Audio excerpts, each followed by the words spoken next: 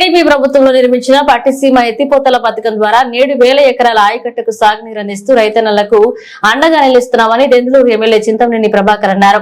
దెందులూరు నియోజకవర్గం పెదవేగి మండలంలోని అంకన్నగూడెం స్లూయిజ్ దెందులూరు మండలం కొప్పులవారగూడెంలోని గుండేరు రెగ్యులేటర్ ద్వారా దిగువ ప్రాంతాలకు గోదావరి జలాలను విడుదల చేశారు.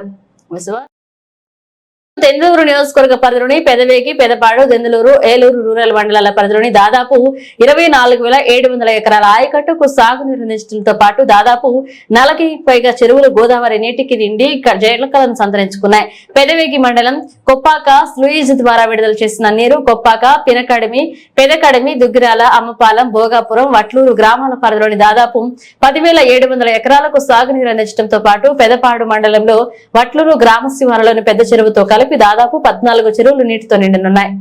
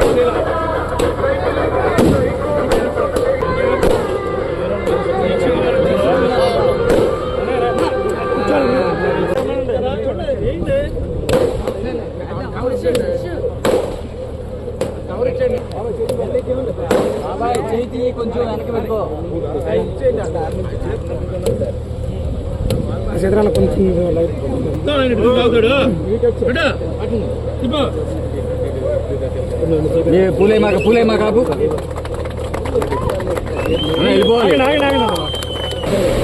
ఇటు ఎయిరు ఇటు వాటర్ వైపు కిందకి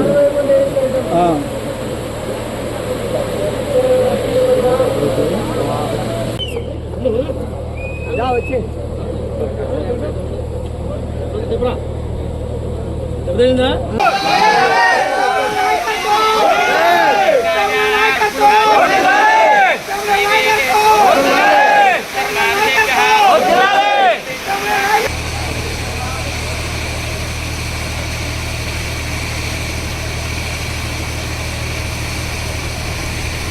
కార్యక్రమానికి ఇచ్చేసినటువంటి మన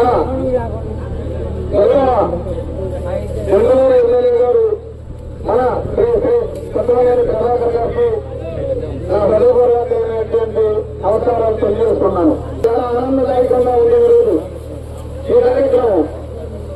అలాగే మన అంగనగూడెం, పిల్లవరం, కొత్తాక, పిల్లకడి రైతులకి అన్న ఆర్టీ తీవ్రంగానే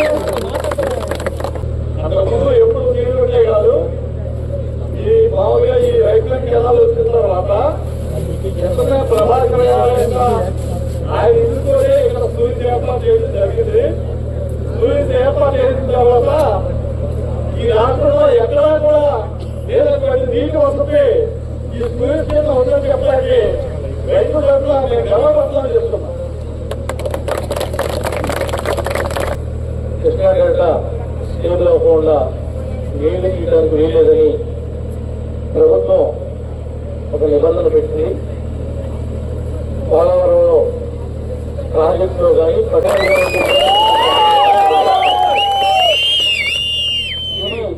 చేసినటువంటి హక్కు వాళ్ళకి చేసినటువంటి హక్కు వాళ్ళ నీళ్లు లేకపోయారు. అది 365 రోజులు నీళ్లు. ప్రజల యొక్క ప్రభుత్వం, ప్రజలు కోరుకున్నటువంటి ప్రభుత్వం, కూటమి ప్రభుత్వం, రైతుల ప్రభుత్వం. అందుకనే రైతాంగానికి ఏ రకమైనటువంటి లోటు ఏ విధంగానూ కూడా ఈ ప్రభుత్వం ఉన్ననాళ్ళు ఏర్పడకూడదనేది ముఖ్యమంత్రి గారు, ఉప ముఖ్యమంత్రి గారి యొక్క ఉద్దేశం. వాళ్ళ యొక్క మనోభావాలను బట్టే ఈరోజు ఈ యొక్క రాష్ట్ర పరిపాలన అంతా కూడా కొనసాగుతూ ఉంది.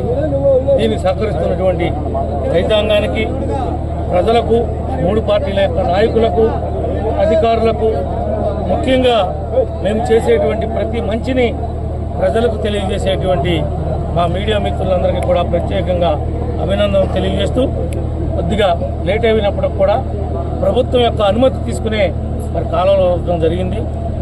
ఏదైతే దీనికి మెయిన్ ఆయకట్టు అయినటువంటి కృష్ణా డెల్టా స్టెబిలైజ్ అవ్వకుండా మేము తీయటం ధర్మం కాదు, మా పక్కన ఉన్న ముందు దానికోసమని ఏర్పాటు చేసినటువంటి కాలువ కాబట్టి వాళ్ళకి సరిపడా నీళ్లు ఉన్నాయని చెప్పిన తర్వాతే మంత్రి గారి యొక్క అనుమతితో మరి ఈరోజు 2 చోట్ల కూడా నీళ్లు తీయడం జరిగిందని చెప్పి కూడా మీకు ఈ సందర్భంగా తెలియజేస్తాను.